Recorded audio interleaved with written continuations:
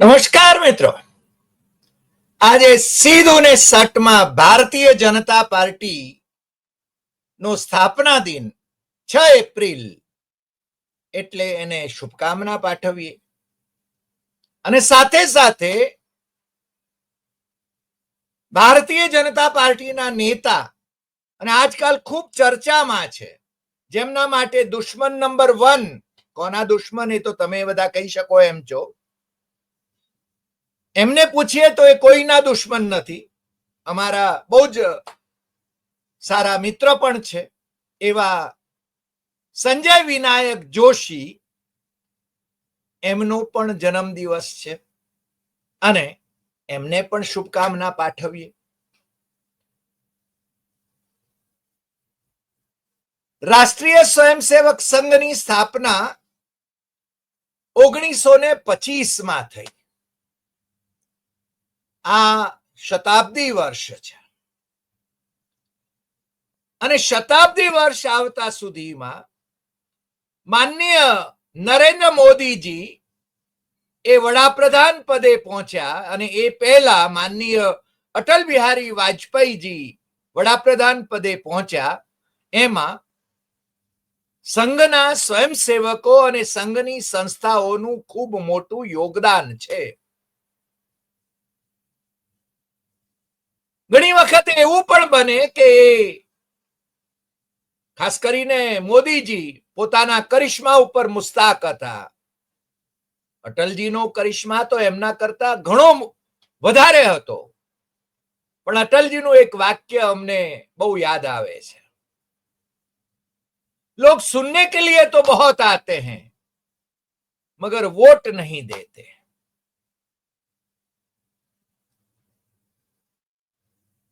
આજે ભારતીય જનતા પાર્ટી એનો જન્મ દિવસ છે, એનો સ્થાપના દિવસ છે અને છેલ્લા 11 વર્ષથી ભારતીય જનતા પાર્ટી દેશમાં શાસન કરે છે.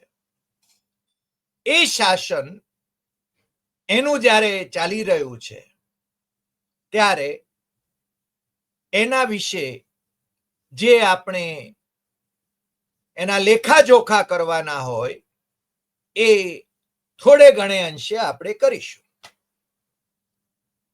આમ તો 45 વર્ષ પહેલા એટલે કે 6 એપ્રિલ 1980 ના રોજ દિલ્હીમાં ફિરોઝશાહ કોટલા મેદાન પર ભારતીય જનતા પાર્ટીનો જન્મ થયો એમ કહીએ તો ચાલે. અટલ બિહારી વાજપેયી, લાલકૃષ્ણ અડવાણી, મુરલી મનોહર જોશી, વિજય રાજેશ સિંધિયા, નાનાજી દેશમુખ, કે.આર. મલકાણી, ભૈરોસિંહ શેખાવત, સિકંદર બખ્ત જેવા નેતાઓ એના શિરમોર હતા. અને એ પહેલા એનો જે પૂર્વ અવતાર કહી શકાય એ 1951માં જનસંઘની સ્થાપના થઈ, કારણ કે રાષ્ટ્રીય સ્વયંસેવક સંઘનો એક અવાજ એ સંસદમાં આવે એટલા માટે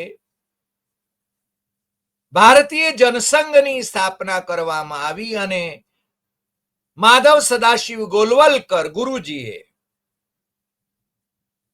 એના માટે પ્રેરણા પૂરી પાડી અને પંડિત દીનદયાળ ઉપાધ્યાય જેવા વરિષ્ઠ પ્રચારકને ડોક્ટર શ્યામા પ્રસાદ મુખર્જીને સોંપ્યા. ડોક્ટર શ્યામા પ્રસાદ મુખર્જી આમ તો તમને ખ્યાલ છે કે સાવરકરની હિન્દુ મહાસભાના કાર્યાધ્યક્ષ રહ્યા. પાકિસ્તાનનો ઠરાવ રજૂ કરનાર ફઝલુલ હકની સરકારમાં એ નાણામંત્રી પણ રહ્યા. હિન્દુ મહાસભામાંથી રાજીનામું આપીને આપણને આઝાદી મળી ત્યારે પંડિત જવાહરલાલ નહેરુની સરકારમાં એ વાણિજ્ય અને ઉદ્યોગ મંત્રી તરીકે જોડાયા પણ ખરા અને એ પછી એમાંથી ફારેગ થયા અને નહેરુના કટુ આલોચક બન્યા અને જનસંઘના સંસ્થાપક અધ્યક્ષ બન્યા. પંડિત દીનદયાળ ઉપાધ્યાય એ સંસ્થાપક મહામંત્રી બન્યા.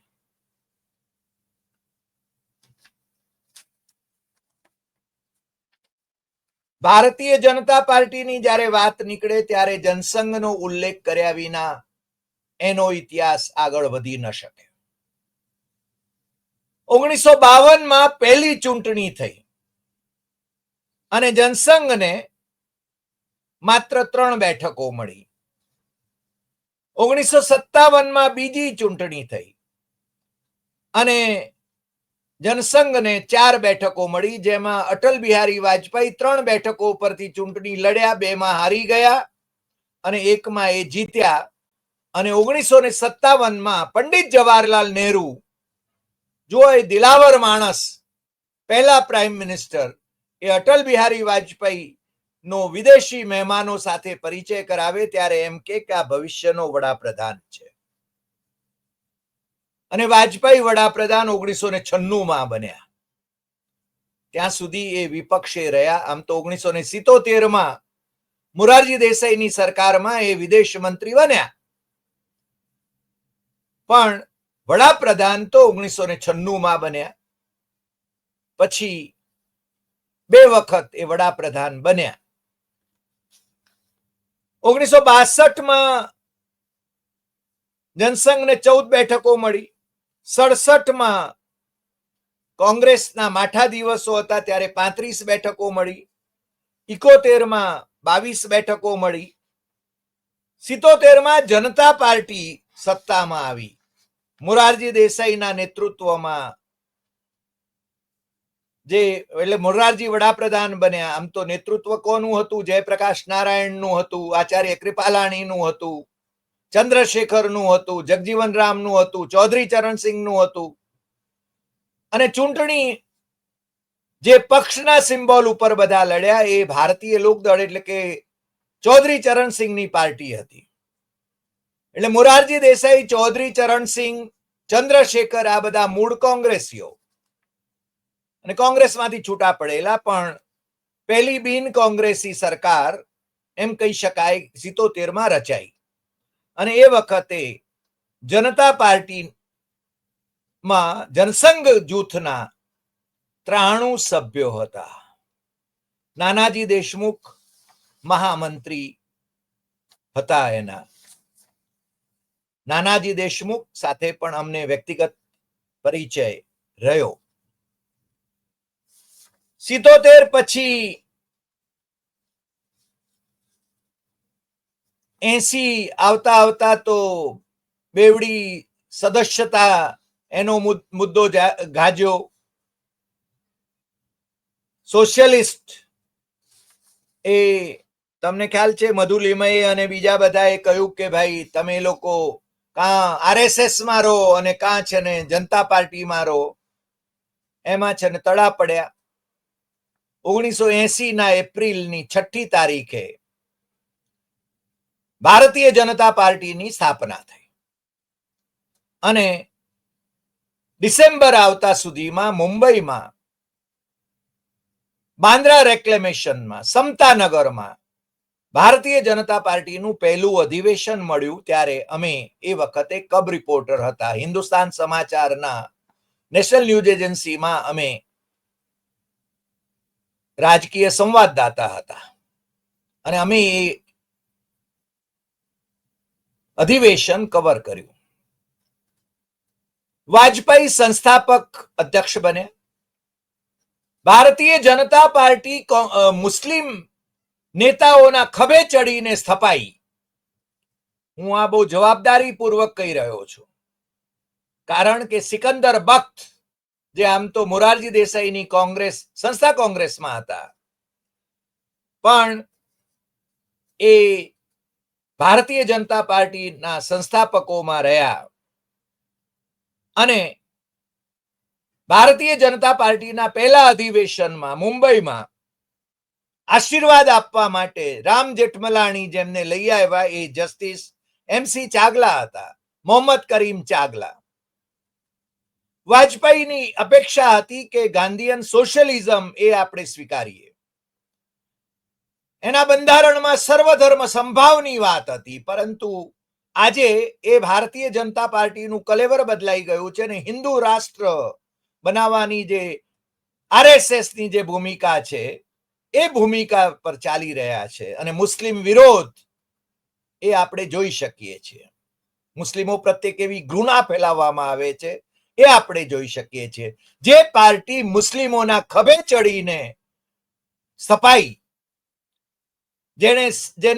જેના પાયાના પથ્થર તરીકે સિકંદર બખ્ત હતા, જેના પાયાના પથ્થર અથવા તો જેને આશીર્વાદ આપવા માટે જે આવ્યા હતા, એ મોહમ્મદ કરીમ ચાગલા, આપણા કચ્છી ગુજરાતી, બોમ્બે હાઈકોર્ટના એ ચીફ જસ્ટિસ હતા. પંડિત જવાહરલાલ નહેરુ અને શ્રીમતી ઇન્દિરા ગાંધીની સરકારમાં પણ એ કેબિનેટ મંત્રી હતા. એ ઇન્દિરા ગાંધીની ઇમરજન્સીથી ખફા હતા અને એ ભારતીય જનતા પાર્ટીમાં ભવિષ્ય નિહાળતા હતા. 80માં ભારતીય જનતા પાર્ટીને કઈ જાજી વજૂદ મળે એવું હતું નહીં, પરંતુ એ વખતે જ્યારે સ્થપાઈ ભારતીય જનતા પાર્ટી, ત્યારે અટલ બિહારી વાજપેયીએ જે એના વિશે કહ્યું હતું એ શબ્દો અમને સ્પર્શી જાય છે. અટલ બિહારી વાજપેયીના શબ્દો હતા, ત્યારની ભારતીય જનતા પાર્ટી, વાજપેયી અને આડવાણીની ભારતીય જનતા પાર્ટી અને આજે મોદી અને શાહની ભારતીય જનતા પાર્ટી, એની વચ્ચે કેટલું જમીન આસમાનનું અંતર છે એ તમે સમજી શકો છો.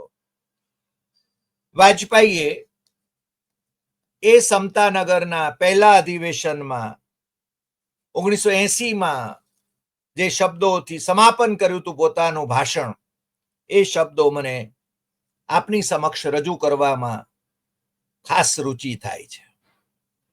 भारतीय जनता पार्टी राजनीति में, राजनीतिक दलों में तथा राजनेताओं में जनता के खोए हुए विश्वास को पुनर्स्थापित करने के लिए जमीन से जुड़ी राजनीति करेगी. शिखर की राजनीति के दिन लद गए, जोड़ तोड़ की राजनीति का अब कोई भविष्य नहीं रहा. पद, पैसा और प्रतिष्ठा के पीछे पागल होने वालों के लिए हमारे यहाँ कोई जगह नहीं होगी. આજે તો ભારતીય જનતા પાર્ટીમાં આવા જ લોકોની જગ્યા છે. તમે સમજી શકો છો, અટલજીનો આત્મા કણસતો હશે. આગળ એમણે કહ્યું કે जिनमें आत्मसम्मान का अभाव हो वे दरबार में जाकर मुजरे झाड़े. हम तो एक हाथ में भारत का संविधान और दूसरे में समता का निशान लेकर मैदान में जूझेंगे. हम छत्रपति शिवाजी महाराज के जीवन और संघर्ष से प्रेरणा लेंगे. सामाजिक समता का बिगुल बजाने वाले महात्मा फुले हमारे पथदर्शक होंगे. भारत के पश्चिमी घाट को मंडित करने वाले महासागर के किनारे खड़े होकर मैं ये भविष्यवाणी करने का साहस करता हूं कि अंधेरा छटेगा, सूरज निकलेगा, कमल खिलेगा. आ वाजपेयीनी भारतीय जनता पार्टीनी कल्पना हती. આજે ભારતીય જનતા પાર્ટી ક્યાં છે, કયા ખેલમાં છે, કયા સ્વરૂપમાં છે અને ભારતીય જનતા પાર્ટીનું કોંગ્રેસીકરણ થઈ રહ્યું છે એવું જ્યારે લાલકૃષ્ણ અડવાણી વારંવાર કહી રહ્યા હતા, ત્યારે નરેન્દ્ર મોદીએ તો ભારતીય જનતા પાર્ટીનું રીતસર કોંગ્રેસીકરણ કરી દીધું છે અને સંઘના જે પાયાના પથ્થરો હતા, સ્વયંસેવકો જેમની મહેનતથી નરેન્દ્ર મોદી આટલા બધા વર્ષો પછી એ 11 વર્ષથી શાસનમાં છે, એ સર્વોચ્ચ સ્થાને પહોંચ્યા છે, એ ભૂલી ગયા છે અને કોંગ્રેસીઓને માટે એ પોતે હોદ્દાઓ એની ખેરાત કરે છે. સંઘના મૂળ જે કાર્યકર્તાઓ રહ્યા, સ્વયંસેવકો રહ્યા, જેમણે જે પંડિત દીનદયાળ ઉપાધ્યાય જે ચાદર પાથરતા હતા, સાવરણાથી વાળી નાખતા હતા. નરેન્દ્ર મોદીને તો આવા ફોટા પડાવવાનો શોખ છે અને ફોટા પડાવીને પાછા સોશિયલ મીડિયામાં શેર કરે છે, એ દેખાડા પૂરતા. પણ પંડિત દીનદયાળ ઉપાધ્યાય એમની કોઈ કલ્પના થઈ શકે નહીં. આજે તો અમારે પંડિત દીનદયાળ ઉપાધ્યાય અને ડોક્ટર શ્યામા પ્રસાદ મુખર્જીના ફોટા શોધવા હોય ભારતીય જનતા પાર્ટીની વેબસાઇટ ઉપર તોય અમને છે ને તકલીફ પડે છે. કારણ કે જેવું ને ભારતીય જનતા પાર્ટીની વેબસાઇટ તમે સત્તાવાર વેબસાઇટ ખોલો કે તમને છે ને અમિત શાહનો મોટો ફોટો એમાં દેખાય છે. વકફ પરના એમના ભાષણની વાતની જાહેરાત કરતો. મને લાગે છે કે પાર્ટી કઈ દિશામાં જઈ રહી છે એ તમે સમજી શકો છો. 1984માં માત્ર 2 બેઠકો મળી ભારતીય જનતા પાર્ટીને. 1989માં 85 બેઠકો મળી. 1991માં 120 બેઠકો મળી. 1996માં 161 બેઠકો મળી. 1998માં 182 બેઠકો મળી. 1999માં 182 બેઠકો મળી. 2004માં 138 બેઠકો મળી. 2009માં 116 બેઠકો મળી. 2014માં 282 બેઠકો મળી અને એ સત્તા સ્થાને આવ્યા. નરેન્દ્ર મોદી એ વડાપ્રધાન બન્યા.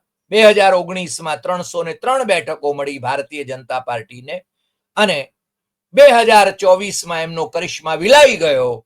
63 બેઠકો ગુમાવી દીધી અને માત્ર 240 બેઠકોમાં એ સમેટાઈ ગયા. એ હારી ગયા એમ કહેવું વધારે યોગ્ય લાગશે, કારણ કે જે તપાસ અહેવાલો ઘણા બધા સ્ટડીઝ થયા છે, એ સ્ટડીઝ એ એમણે શું પરાક્રમો કરીને જીત્યા છે એ આપણે સમજી શકીએ છીએ.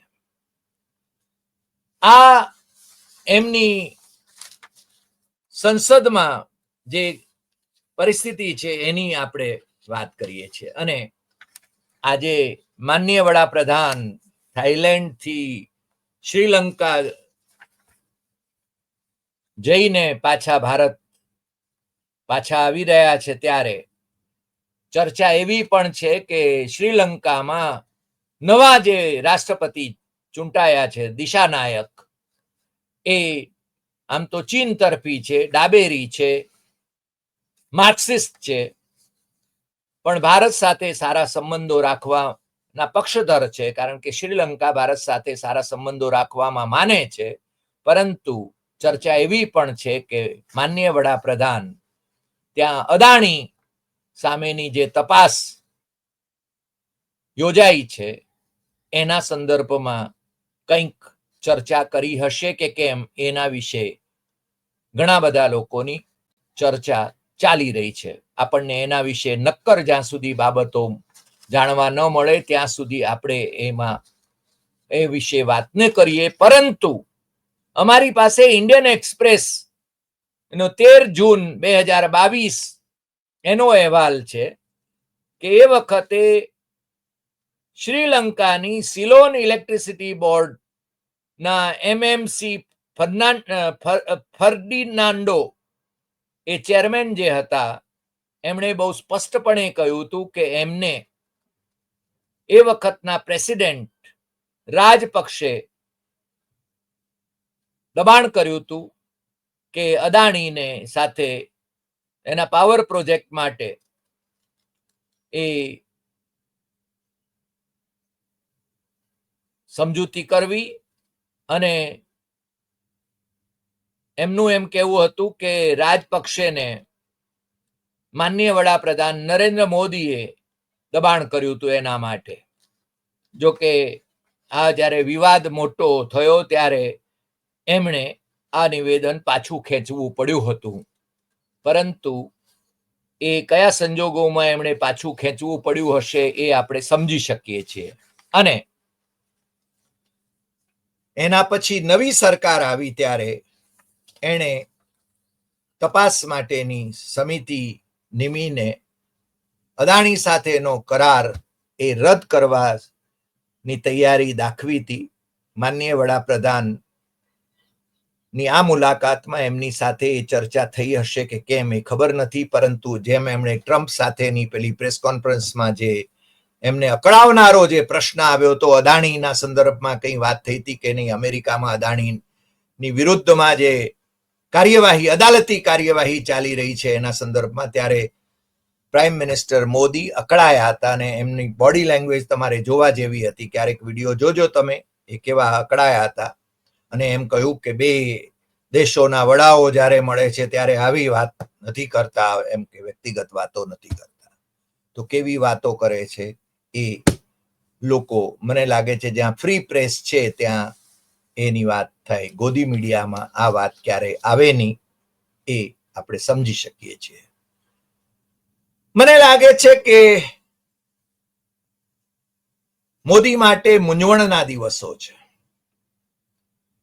મોદીને 75 વર્ષ થવા જઈ રહ્યા છે સપ્ટેમ્બર મહિનામાં. એમની સત્તાવાર જે પોતે જે જન્મ તારીખ ઉજવે છે એ પ્રમાણે આપણે ગણીએ તો, અને એ સંજોગોમાં એમના અનુગામી તરીકે કોણ આવશે એ એક પ્રશ્ન છે. અને બીજો પ્રશ્ન એ છે કે જેપી નડ્ડા જે રાષ્ટ્રીય અધ્યક્ષ તરીકે વારંવાર એક્સટેન્શન મેળવી રહ્યા છે, જે એમના કયા ગરા છે મોદી શાહના, હવે તો કેબિનેટમાં પણ એમને છે ને મંત્રી બનાવી દેવામાં આવ્યા છે.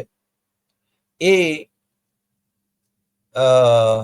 જેપી નડ્ડાના અનુગામી તરીકે કોણ, એના વિશે રાષ્ટ્રીય સ્વયંસેવક સંઘના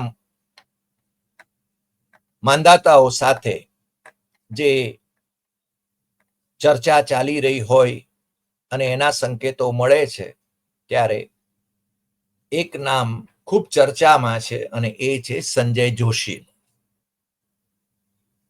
સંજય જોશી ગુજરાતમાં નરેન્દ્ર મોદી જ્યારે મહામંત્રી સંગઠન હતા ત્યારે એ એમની સાથે પ્રચારક તરીકે ભારતીય જનતા પાર્ટીના ડેપ્યુટેશન ઉપર હતા. આમ સંઘ ઘણી વખતે એમ કે છે કે અમે તો કલ્ચરલ ઓર્ગેનાઇઝેશન છીએ, પણ આપણે એને એ માનવા તૈયાર એટલા માટે નથી થતા. આપણે જાણીએ છીએ કે સંઘ કલ્ચરલ ઓર્ગેનાઇઝેશન ભલે હોય, એવો દાવો ભલે કરે, પરંતુ સંગઠન મહામંત્રી જે ભારતીય જનતા પાર્ટીમાં મોકલવામાં આવે છે એ સંઘના પ્રચારકો હોય છે, અને સંઘની પ્રતિનિધિ સભામાં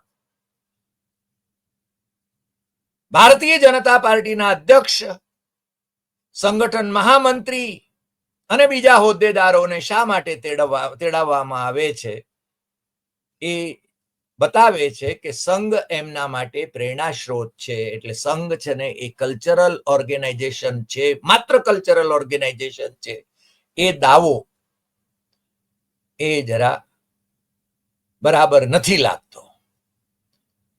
સંઘે કબૂલવું જોઈએ કે હા ભાઈ અમે રાજકારણમાં છીએ, અને સંઘ રાજકારણમાં હોય તો એમાં ખોટું એ શું છે.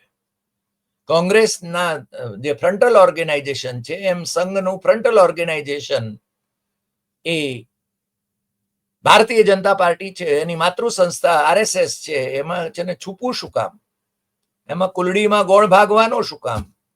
પણ માનનીય વડાપ્રધાને હમણાં છે ને નાગપુરની મુલાકાત લીધી એટલે એના વિશે વધારે ચર્ચા ચાલી રહી છે. જોકે અમે એવું માનીએ છીએ કે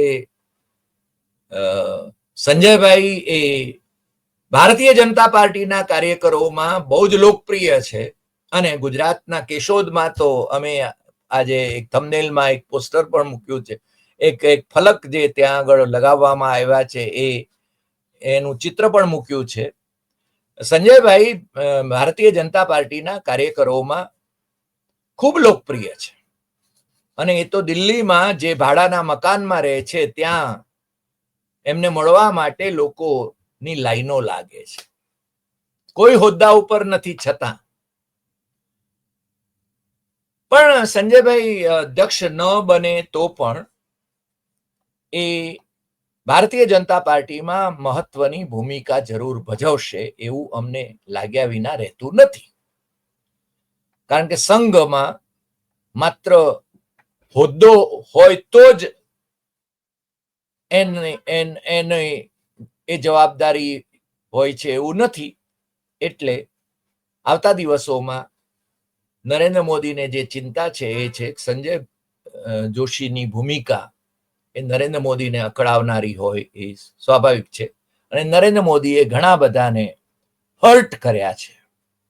એમનો ઘમંડ, એમનો તોર, એમની એરોગન્સ, બધાને ક્ષુલ્લક ગણવા, બંને જણા મોદી અને શાહ બંનેની આ પ્રકારની પ્રકૃતિ એ હોદ્દા ઉપર નહીં હોય ત્યારે, અને ક્યારેક તો એ હોદ્દા ઉપર નહીં જ હોય એવા સંજોગોમાં એમને અનુભવાશે કે એમની સાથે પક્ષના કાર્યકરો પણ કેવી રીતે વર્તે છે. આજે આટલી વાત. ફરી મળીશું નવા એપિસોડમાં નવા વિષય સાથે. તમને જો આ એપિસોડ ગમ્યો હોય તો સૌથી વધુ શેર કરશો, લાઈક કરશો, કમેન્ટ કરશો અને આપણી YouTube channel doctor Hari Desai Satyam એવમ તથ્યમ એ સબસ્ક્રાઇબ કરવા માટે દેશ અને વિદેશમાં વસતા ગુજરાતી મિત્રોને જરૂર જણાવશો. નમસ્કાર.